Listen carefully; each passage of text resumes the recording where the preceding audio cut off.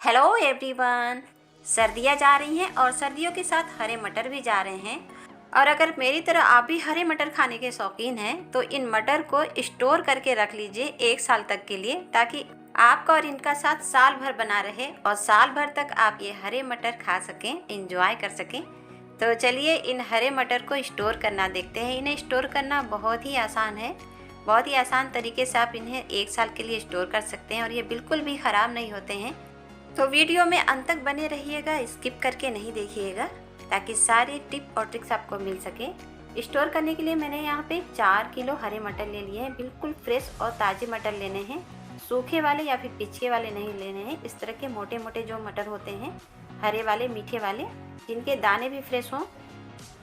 तो ये देखिए बिल्कुल बड़े बड़े दाने हैं और ये मीठे दाने होते हैं, कड़े भी नहीं हैं। आजकल हरे मटर बहुत सस्ते मिल रहे हैं, तो आप ज़्यादा से ज़्यादा क्वांटिटी में इन्हें स्टोर करके रख लीजिए, जितनी आपको ज़रूरत हो उतनी। तो सारे मटर के दानों को हमें पहले छील लेना है। यहाँ देखिए मटर के दाने हमने छील लिए हैं। अब इनमें से हमें जो छोटे वाले पिचके वाले दाने हैं उन्हें छाँट लेना है, या फिर छिलते टाइम जो छिलके वगैरह आ जाते हैं उन्हें भी निकाल लेना है। तो छाँटने के लिए आप इस तरह से बीन करके एक एक दाना चाहे निकाल लीजिए, क्योंकि सभी मटर में थोड़े बहुत छोटे दाने रहते हैं, या फिर जो ख़राब हो उनको निकाल लेंगे। या फिर एक तरीका ये है कि किसी थाली में मटर ले लीजिए और उसको ऊपर से इस तरह से हिलाते हुए गिराइए। इससे क्या होगा, जो बड़े बड़े दाने हैं वो पहले नीचे आ जाएंगे, इस तरह से लुढ़कते हुए। बहुत ही आसान तरीका है और ज़्यादा क्वांटिटी में आप स्टोर कर रहे हैं तो बहुत टाइम लगता है छाँटने में, इस तरह से जल्दी हो जाता है। लास्ट में देखिए ये जो पिचके वाले छोटे वाले दाने हैं बस वही बचे हैं। तो इस तरीके से भी आप इस तरह से छोटे दानों को अलग कर सकते हैं। और अब इन्हें चलिए स्टोर करना देख लेते हैं। तो मैंने यहाँ पे एक पैन में पानी रख दिया है उबलने के लिए। पानी को हमें अच्छे से खौलाना है। पानी हमारा गर्म हो चुका है। अब इसमें हम डाल रहे हैं 2 चम्मच चीनी, 1 चम्मच नमक। ये हमारे मटर को प्रिजर्व करेगा। ढक करके रख देते हैं हाई फ्लेम पे, ताकि इसमें अच्छे से उबाल आ जाए। जब तक हमारा पानी उबल रहा है तब तक हम बर्फ़ तोड़ लेते हैं। तो यहाँ पे मैंने बड़े बड़े साइज़ के बर्फ़ तोड़ लिए हैं। इसे एक बर्तन में रख लेंगे और ऊपर से पानी डाल देंगे। इस पानी को हमें ठंडा कर लेना है। बर्फ़ को तोड़ने वाला काम हमें पहले ही से करके रख लेना है, बाद में हमें टाइम नहीं मिलेगा। और पानी में देखिए उबाल आने लगा है। अब इसमें हम मटर के दानों को डालेंगे। पूरे दानों को एक साथ नहीं डालेंगे। 1 किलो से 1.5 किलो तक मटर के दानों को ही एक बार में डालेंगे। जितना बड़ा आपका बर्तन है उसी हिसाब से कम और ज़्यादा डालिएगा। और थोड़ी देर में देखिए दाने तैरते हुए ऊपर आने लगे हैं। एक बार जब हमने मटर डाला था तो पानी ठंडा हो गया था। फ्लेम को हाई रखेंगे और थोड़ी देर में मटर के दाने तैरते हुए ऊपर आ जाते हैं। और जैसे ही ये ऊपर आएंगे इन्हें हमें तुरंत पानी में से निकाल के ठंडे पानी में डाल देना है, ताकि ये ओवर कुक ना हो जाए। तो फटाफट से चलिए निकाल लेते हैं। फ्लेम को बिल्कुल लो कर दिया है, क्योंकि अभी हमें और भी मटर के दानों को इसी तरह से उबालना है। अब इसमें हम ठंडा होने देंगे, छोड़ देंगे। बर्फ़ भी धीरे धीरे पिघल जाएगी। और अब इन दोनों के कलर में देखिए कितना फ़र्क आ गया है। ये बॉयल करने के बाद का और ये बॉयल करने से पहले का है। दोनों के कलर में देखिए बहुत ज़्यादा फ़र्क हो गया है। बिना कलर डाले ही इसका कलर डार्क हो गया है, जो कि बहुत ही प्यारा लग रहा है। अब पूरी तरह से ठंडा होने के बाद इसे पानी में से हम छान करके अलग बर्तन में रख लेंगे। ध्यान रखिएगा दानों को हमें ओवर कुक नहीं करना है। बस जैसे ही तैर के ऊपर आएंगे तुरंत निकाल लेना है।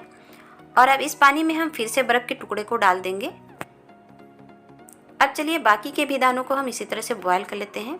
तो पानी को फिर से उबाल आने देंगे। पानी अच्छे से उबल रहा है।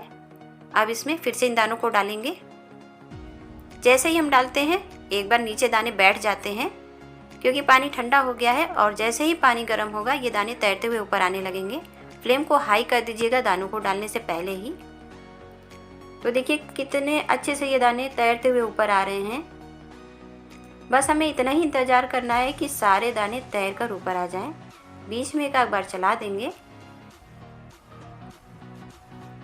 और अब ये देखिए सारे दाने ऊपर आ गए हैं। तो फ्लेम को फिर से लो करेंगे और इन्हें हम छान लेंगे और तुरंत ठंडे पानी में डालेंगे।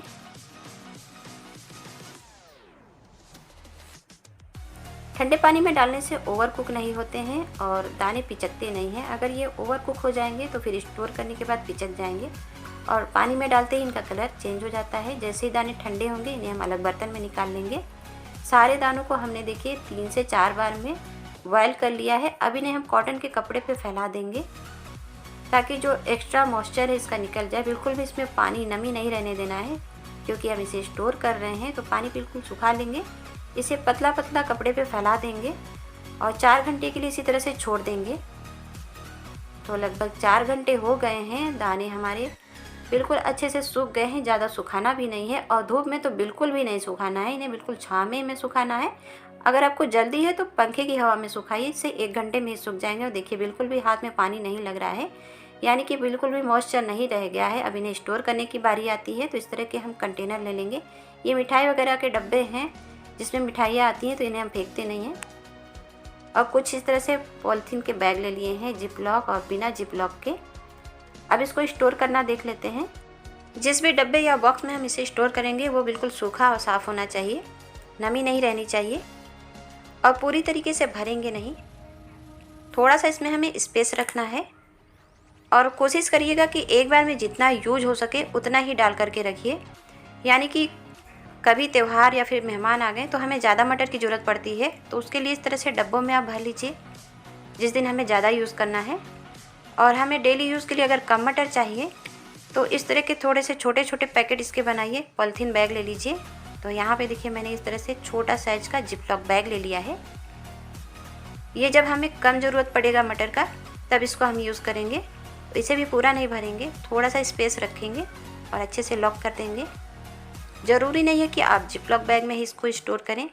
आपके घर में किसी भी तरह का पॉलीथीन और बैग हो, बस वो साफ़ और सूखा होना चाहिए, उसमें आप भर लीजिए। आप चाहिए तो इसमें रबड़ लगा लीजिए या फिर इस तरीके से इसको मोड़ करके बंद कर लीजिए।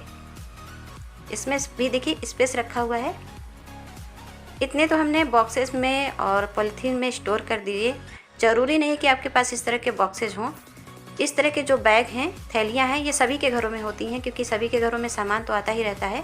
तो इन बैग और थैलियों में भी हम इनको भर करके रख सकते हैं।